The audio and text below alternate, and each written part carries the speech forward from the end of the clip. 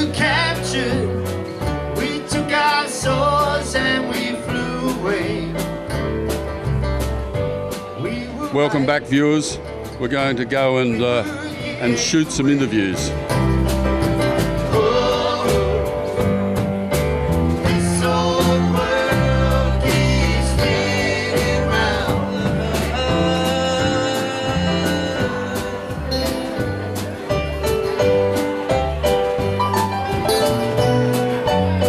George, you haven't got 60 years to reflect on, but you've got a few years. So what changes have you seen in Perth?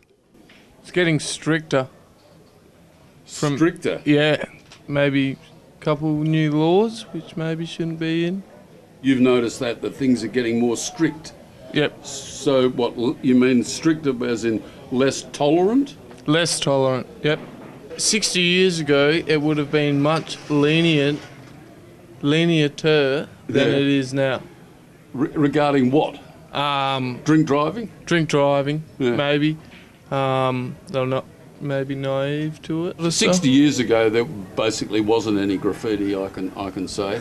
But in the last, say, 10 years, so we talk about 10 years. 10 years, yeah, it's definitely got stricter if we're just focusing on graffiti. Yeah.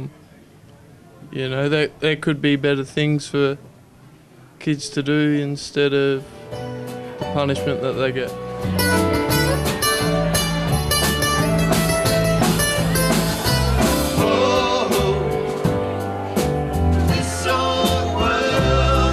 I was born in Perth and my parents were born in Perth and my grandparents were born in Perth. My friend's father was the chef at Government House, and so I spent every weekend there for years at Government House, and it was so futuristic. I went to school in the city as well, and so it was all accessible to me.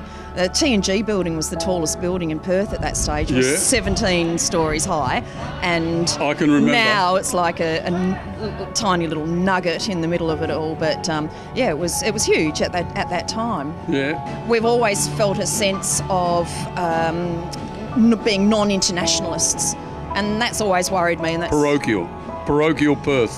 You could say that.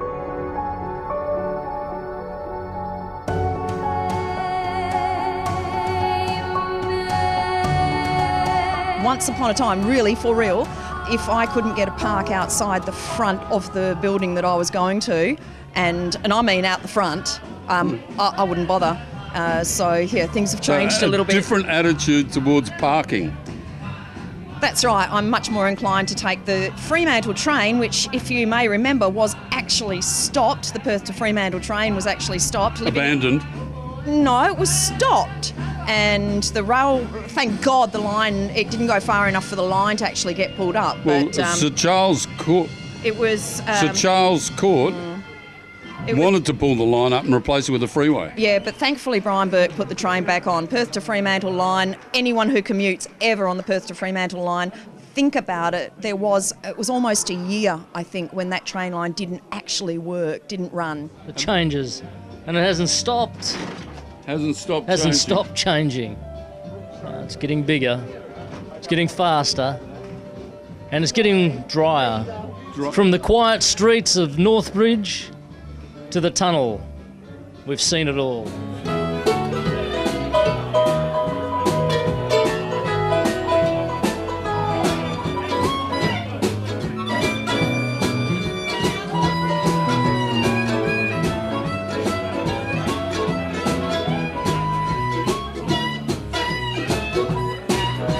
Can you tell us about the changes you've seen in Perth, in Fremantle, wherever? Oh, I don't know. There's lots of changes, I guess. I remember Fremantle when we used to come down here and play that baseball game on Boxing Day. And I kind of feel as though it's the same. Fremantle's the same to you? Still has the same vibe? Well, it's still full of artists and it's still got that great relaxed vibe. Yeah? Yeah. Oh, that's fantastic. I like it. It's more the other suburbs that have changed. Oh, yeah. There was a time where politicians had honour, like I think they resigned over undeclared teddy bears in customs, things like that, which is non-existent now. Yeah. from a point in the 50s, like around 1950, where they had ambition to do really fantastic things, and then now just turning their back on it. That's what I think. So you think So after in 60 years we've lost goals and ambition? That's right, yeah. And so like, thinking about other people, thinking about quality of life, all those sorts of issues. And now it's just, every dog chasing whatever, with no regards to other people. So, the benefits. True. Right, is that enough? Do we think that's true? Yeah, I do. You do? Okay.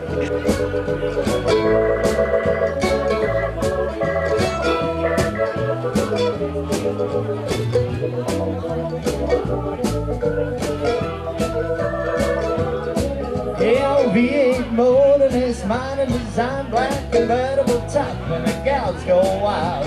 Man is great, they just don't wait. Every chick likes my little rocket 88, oozing and cruising around town for joy. What about this, man? Could we interview you on the last 60 years? Perth. What do you think's happened in Perth over the last 60 years? I couldn't speak of 60 years. How many? 38. 38. Okay, well, give us a story on the last 38 years. People who are building their lives here are finding it difficult to sustain the lives that were previously held together by a sense of community. Now they have to be held together by competition and individual achievement, as it were, which doesn't do the community feeling a lot of good. So that's why places like this exist, to kind of try and rekindle bits of community spirit that are still there.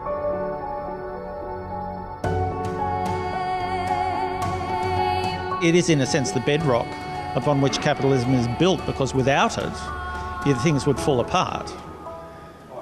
The community? No, the whole economy and everything like that. I mean, you need to have people sort of working together, but they tend to work together very blindly. That's part of what's happened. A lot of awareness hasn't shifted forward very much since the America's Cup. What had been forward thinking up until that point suddenly kind of slumped back and has never really recovered. Post-America's Cup went downhill. In terms of just general awareness and spirit. Another thing that's happened is that the Mediterranean communities, which were so crucial to the development of the whole thing in the 70s and 80s, they've all dissipated down towards Rockingham, and so there's less of that community cohesion.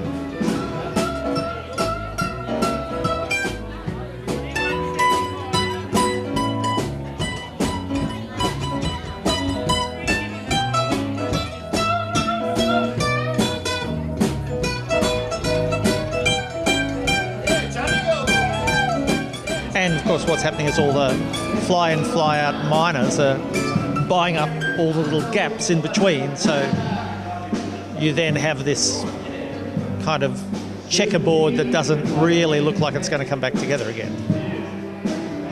How's that for a... Fair enough. Can you say bye-bye, viewers? Ciao.